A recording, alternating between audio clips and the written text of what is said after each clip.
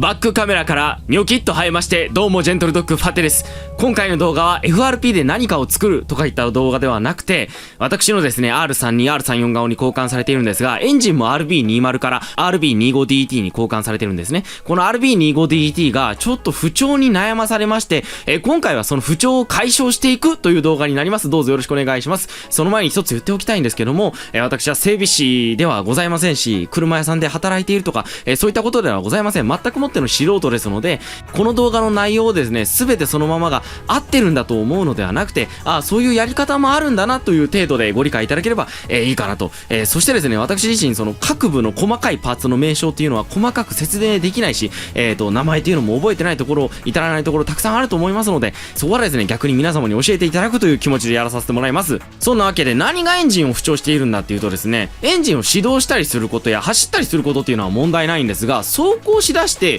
10分後から20分後くらいに急にエンジンが吹けなくなるっていう症状に悩まされまして、でそれが始まったのは7月くらいなんですよ、今年の。である日ですね、急にエンストしだすようになりだしたんですよ。これはまずいなということになりまして、でエンジンっていうのは私が納車してから特に大きい部分でいじったところっていうのはないんですよ。細かい整備っていうのはなんとなくしてるんですが、大きくいじったところはなくて、唯一やったといえば去年のこれもまた7月くらいになるんですけど、 AAC バルブっていう部品、エンジンの後ろの方にあるんですが、これをですね洗浄をしたんです。これが原因だとは思えないんですが、唯一いじったところがそこなので、まずはですね、その去年の7月から8月にかけて AAC バルブの洗浄っていう動画がありますので、そちらをですねご覧いただこうかなと思います。 AAC バルブ本体は3本のボルト、そしてカプラーが2本、あとはパイピングが細々とあるところです。かなり奥の方に設置されているパーツで、パイピングなんかも結構硬くなっちゃってるので、取るのに難儀したんですけども、なんとかかんとかコツさえつかめば取れるかなと。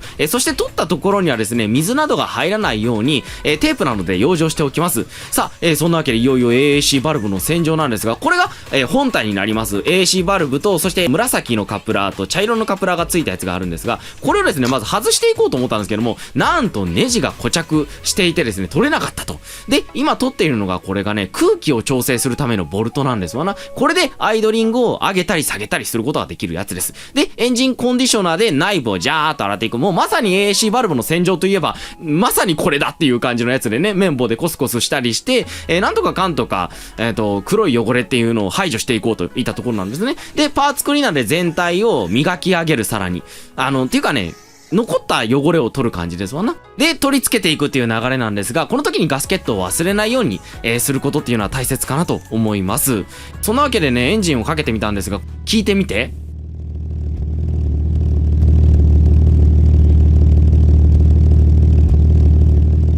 そこまで変な音じゃないんじゃないかっていう、この時は去年ですからね、っていうところなんですが、この AAC バルブを外した時に一つ気になる点がございまして、先ほど言っていたその回転数を調整するボルトのゴムパッキンがこれボロボロなんですよ。これがおかしいんじゃないかなということで、車外で出てるね青いパッキン、これを入れてみたんですよ。ただですね、この青いパッキンが実は厄介で、ちょっとこれね完全なる商品なのであんまり批判的なことを言いたくはないんですけども、1個ねだいたい400円だとか300円だとかで取引されてるものなんですね。つけまして、でエンジンももちろんかけたりしたんですが、ですね、翌日に弾け飛んでました、このゴムパッキンだからね、多分あまりいいものではないのかなという。あとね、適用外だったのかもしれない。もしかしたら僕の AAC バルブには一応 RB25DT 用だったんですけども、なんかちょっとダメでしたね、このゴムパッキンは。それは残念だったなと思ったんですが、やはりですね、このパッキンっていうところで僕はちょっと突っかかりがあったので、いろんなメーカーさんじゃねえや、形のパッキンを買ってきて合わせてみたんだけども、合わないんですよ。サイズ的にも合わないですし、ゴムのいわゆる硬さっていうところも全くもって合わなかったんですわ。で、ここはちょっと一旦考えようということで置いていくんですが、次に問題になってくるのが、先ほど取れなかった潰れちゃったネジのところの、これもバルブの茶色いカプラの部分になってくるんですが、バラしていこうという話になるんですね。当然ですね、バラす前はもうほんと初心者なので写真をバシバシ撮ると。で、登場するのがネジサウルス。これがあればですね、なんと潰れたネジ山のネジでも撮ることができるということで買ってきたんですが、見事に撮ることに成功しまして、よかったなぁなんて思うんですけど、こういったところをですね、バラすのは実は結構怖いものがあるんですが、パーツ自体の点数っていうのは非常に少なくて、このカプラのついているる大きな部品と、ゴムパッキンがついているだけ。あとはですね、内部のものは取れなかったんですね。押し込んだら戻ってくるような黒い棒が刺さってるだけだったんです。で、今、紫のカプラーがついてるパーツ、これもですね、一旦取っていこうということで、まあ、完全にですね、パーツを固定して、そこから一気に力を加えて取ったんですが、これもですね、特に、難しいパーツではないです。中にゴムじゃねえや、バネと、黒いチョボが出てるでしょ、あれがついてるだけなんですね。それがゴムの影響でポイポイポイポイと出たり入ったりするっていうパーツなんですが、まあ何せですね、AAC バルブのパーツがですね、古すぎるのが問題なんじゃないかなということで登場するのが S14 の SR20 についていた、AAC バルブ。これっていうのを買ってみたんですね。まあ形はほぼほぼ一緒。下についてるゴムのパイピングだけがちょっとついてるついてないかっていう差だったんですよね。で、これを移植していこうと。S14 の AAC バルブを、R33 の AAC バルブに移植していこうということになったんです。裏面もね、ほんと完全一致なんですわ。で、どこを移植していくかっていうと、茶色のカプラのついてるやつと紫のカプラがついてるやつと、なんといってもこのスクリューボルト。スクリューボルトで合ってるのかな、調べてたらね、そういう名前が出てきたんですが、まずはね、紫のカプラのパーツを取ったんですが、なんといってもですね、動きがスムーズです。さっきのは取ったらね、全部中身がこぼれるなんてことはなかったんですが、この S14 用のやつは中身がこぼれてきたんです。黒いチョボと、中にですね、いわゆるバネが入っているといったところです。動画で見ていただいたら分かる通り、ポスポスすることができるんですが、なんとですね、RB25 と SR20 では、ここの頭の形がどうやら違うんですね。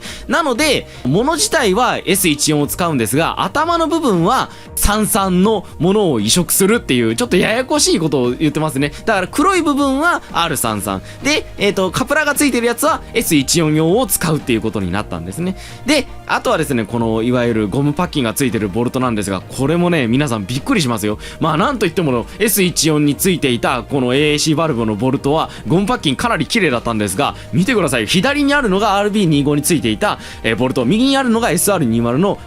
ボルト。もうパッキンが全然違うんですよね。左ボロボロすぎっていうところで、これも後に取り付けしていくんですが、ちょっと話は変わりまして、オイルストーンというものを、今回使いまして、接地面のこのいわゆる液体ガスケットがついてるんですね。この部分をきれいにしていこうという話にまずはなったんです。めちゃめちゃ汚かったのよ。液体ガスケットっていうのは紙のガスケットと違ってニュルっと出すので、いろんなところに飛び散っちゃうんですわな。そんなわけでですね、再度取り付けをしていくことになります。S14 用の茶色いカプラーの部分、紫色のカプラーの部分、そしてボルトの部分っていうのをECR33 に移植したわけです。それでお前症状は治ったのかって。もちろんですね、全くもって治りません。ただですね、びっくりしたことに AAC バルブが今まで作動していなかったっていうことがこれで分かったんです。実はちょっとね、その動画が申し訳ございません、ないんですけども、何せですね S14 の AAC バルブは ECR33 の AAC バルブと形がほぼ一緒ですし、カプラーもですね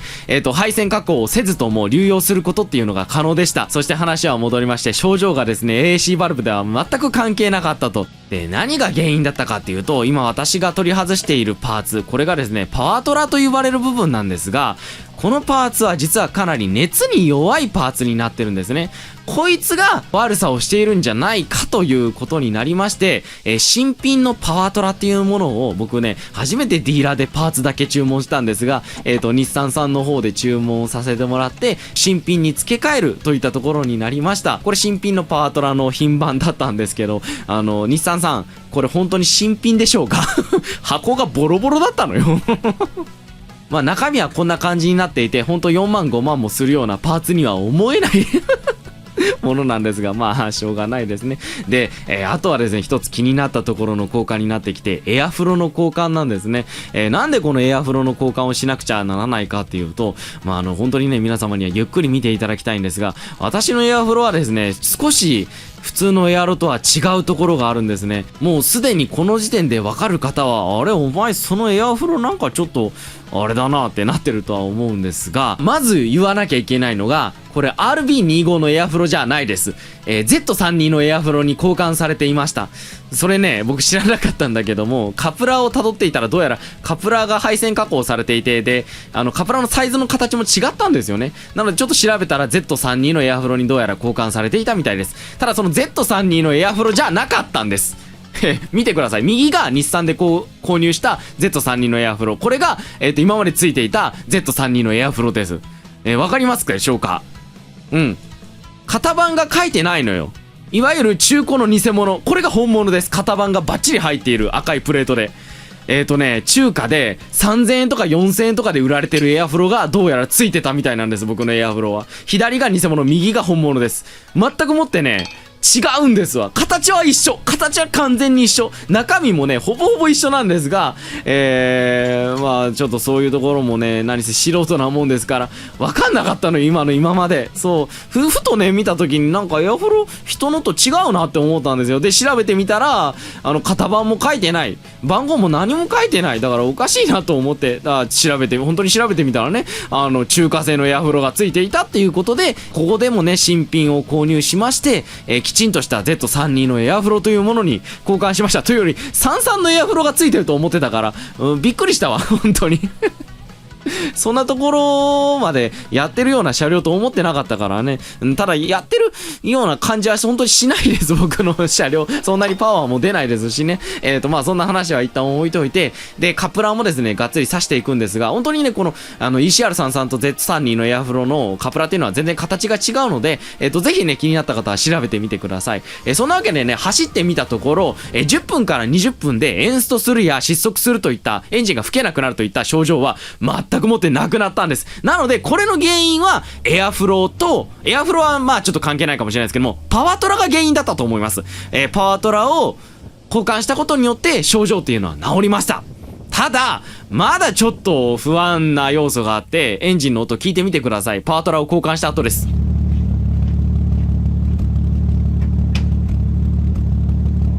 わかりますでしょうか？なんかね、ちゃんと出荷してないというか、燃え切ってないような気がしたんですよね。で、これはもう僕本当に知ってるやつなんですけど、いわゆるですね、イグニッションコイル不良と呼ばれるものが、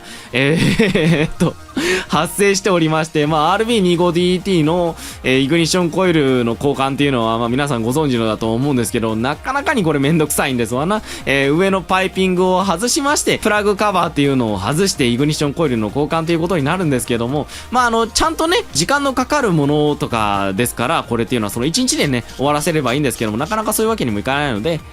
穴が開いてる部分には養生テープを仕掛けると。で、今回はですね、スロットルバルブっていうのを外したので、せっかくなので洗浄をしようと、ワコーズさんからですね、出ているスロットルバルブクリーナーっていうもう専用のね、パーツがありますので、これで洗浄を行いました。そしていよいよ、ここからイグニッションコイルの交換ということになります。プラグカバーについている六角のボルトっていうのをポンポコ外していきまして、まあ、RB25 なんだけども、RB20 のプラグカバーがはまってるから、ボルトもね、2本くらいでしか止まっていないという驚きの結果だったんですけど、中開けてみたら、車外のイグニッションコイルが入っていました。これどこのやつかっていうと、もう色で見てわかる通り、スプリットファイヤーさんっていうところのやつですね。一応ですね、全部に1番、2番、3番、4番、5番、6番という番号を振りまして、イグニッションコイルがどこについていたのかっていうのを自分なりにわかるようにしてみました。そして気をつけなきゃいけないのは、イグニッションコイル6番目。ここにはですね、アースがついておりますので、次に取り付けるときに、これを付け忘れたらダメですよっていうところです。そしてこのイグニッションコイルの固定方法は、ボルトが、3本で止まっているだけ。全体を合わせたら、1、2、3、4、5、6ぐらいのね、本数で止まってるだけなので、それを取り外してあげれば、あとはキュポッと抜けます。ついでにスパークプラグなんかも抜いたんですが、まあ何せですね、ちょっと色々と調整してアイドリングをしたりしなかったりしたので、若干ですね、かぶり気味になってるんですけども、5番のプラグが入っていて、RB25DT には5番のプラグっていうのは普通ですので、問題はなさそうなんですが、イグニッションコイルを今回交換していくので、スパークプラグの方もついでに交換していこうと思います。そんなスプリットファイヤーさんのイグニッションコイルを見ていただいたらわかる通り、まあ、ものすごく古そうなんですよね。っていうのも、ここね、本来なら白いところなんですが、かなり黄ばんでいる。これはもう、本当いつ取り付けられたのかわかんないようなイグニッションコイルだったんですわ。なのでですね、まあ、当然、そいつも交換していくんですが、その前にスパークプラグの交換ですわな。ここでですね、実は一つ問題が発生しまして、今回 NGK のプレミアム RX というものを、入れたんですが、なんとですね、このプラグが、ですね、2本と4本のパックだったんだけども、形が違うんですよ。実は。おかしいぞということになりまして、ただね、型番は完全一致なんです。まあ動画でね、今見ていただいたらわかる通り、このターミナルっていう部分なんですけど、これの形がまず全然違うでしょ。でもね、型番は一緒なんですわ。おかしいなと思って NGK さんに問い合わせしたところ、どうやら今年の8月くらいに内容が変わったんだと。ただ、全部一緒だから、併用しても大丈夫。同じやつ使っても大丈夫ということでしたので使うんですけど、なんかちょっとね、怖いですよね。まあまあ、でも使っていいって言ってたから OK でしょう。そして今回交換していくイグニッションコイルは、風間オートさんの、イグニッションコイルを使っていきます。これ皆さん注意してくださいよ。RB25DT っていうのはパワトラ付きとパワトラなしのモデルがありますから、イグニッションコイルを買う際は、パワトラが付いてるものはパワトラあり、パワトラが付いてないものはパワトラなしというものを購入してください。で、このパワトラなしって何かというと、いわゆるイグニッションコイルの方にパワトラが付いてるっていうモデルになるんですね。これはですね、ECR33 の中期あたりから乗ってるエンジン、そして、ER34 のいわゆる RB25DT の後期に乗ってるエンジンが、このパワトラなしっていうモデルになります。で、私が乗っている HCR32 に乗っている RB25DT は、いわゆる ECR33 が出た頃、最初の頃に乗っていた前期型のエンジンになるので、パワトラが別で設置されているといったところなんですね。なんで RB25DT の前期、中期、後期っていうのは、まず前期がですね、いわゆるパワトラあり、中期がパワトラなし、そして後期が、簡単に言うとカバーがついてるやつですわな。そんなわけでイグニッションコイルの取り付けに早速入っていくんですが、これは全くもって難しいものではございません。4本のボルトで止まっている、だけですのでね。で、ラチェットとかで締めたらダメですよ。ボックスドライバーでキュッキュッと締め上げるだけで OK。そしてスパークプラグの交換になるんですけども、ここでもかなり私は、本当に整備士ではないので、確実な方法というのをお伝えすることはできないんですが、まずは手でクーッと回すところ、もう回らないぞっていうところまで回してあげて、次にラチェットで、これ新品のスパークプラグですから、2分の1回転、いわゆる1回転の半分をラチェットで回していく。今やった通り、角度を2回やってあげれば半分になりますので、若干半分より少ないんですけども、ただね、これだけ回してあげれば、もうこれ以上締まらないっていうところになるんですわな。基本的にはですね、あまり締めすぎてはダメなんですけども、なんといっても緩めすぎっていうのはダメですよね。緩めすぎくらいなんだったら、締めすぎちゃった方がいいと、私はどちらかというと思ってる方なので、ただ、なんといっても締めすぎて、他のパーツが壊れるといったことはないようにお願いしたいところでございます。さあ、そんなわけでイグニッションコイルを上からカポッとはめまして、これ本当にはめるだけ。あとはボルトで全体を止めていき、もう元通りに戻すだけでございます。なんやらかんやら結構時間がかかるので、余裕のある日を持って、やるというのが大事じゃないでしょうか。そんなわけでエンジンをかけます。ぜひ音聞いてください。今映ってる映像がある通り、今まではサイレンサーをつけていたんですが、今回はサイレンサーをつけておりません。ので結構音でかいぞ。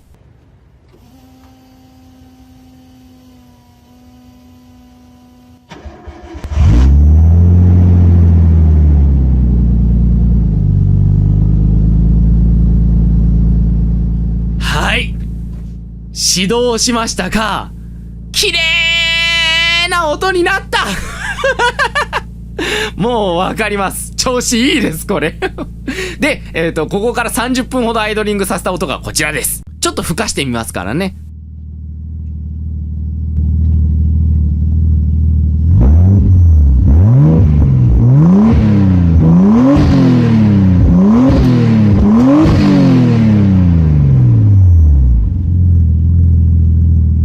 いかがでしたでしょうか治った。治った。本当に良かったですだから、今回ダメだったところは、AC バルブはね、全く関係なかったです。ただ、壊れてたので交換できて良かったなと。R33 の AC バルブは、本当出ないですしね、あんまりオークションでも。で、高いです、出ても。なので S14 のやつ狙った方がよっぽど安く手に入るので、ぜひぜひ。ただね、本当に僕のにはあったけども、俺のには合わねえよなんていうこともあると思いますから、そこら辺はね、きちんと分かってる方にもし分からないのであれば、話を伺って取り付けていただければ嬉しいかなと思います。そしてパワートラが熱でやられたんだと思います。おそらく走ってる最中に急になったので、多分ね、その影響で、今までやっぱりイグニッションコイルが、もう壊れるかけ寸前だったのかもしれないです。パワートラがやられて、で、その影響でイグニッションコイルもやられたのかなというのが、今回ちょっと僕の予想なんですけど、もしかしたら外れてるかもしれない。で、エアフロに関しては中華製でも十分だったんですが、いつ壊れてもおかしくないので、新品に交換したと、いった内容でした。なんといっても本当は3本くらいに分けなきゃいけない動画だとは思うんですが、今回1本にギュッとまとめたということでね、何せ整備に自信がございませんので、そこまで3本まで分けるのもちょっと申し訳ないなと思って1本にまとめ上げたんですけども、もう初めてじゃないですか、整備動画上げるの僕いつもね FRP でなんかちょこちょこっと作ったりしてるんですけど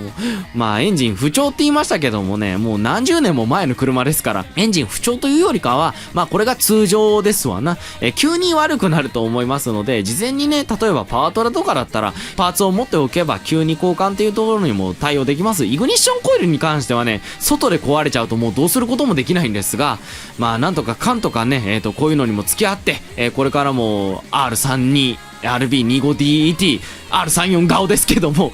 仲良く乗っていけたらいいかなと思います。ありがとうございました。ちょっとね、今年もしかしたらこれが最後の動画になるんじゃないかなと思ってるんですけども、まあ、もしそうなったら申し訳ないです。今年1年ありがとうございました。来年もよろしくお願いいたします。ではでは、バイビー。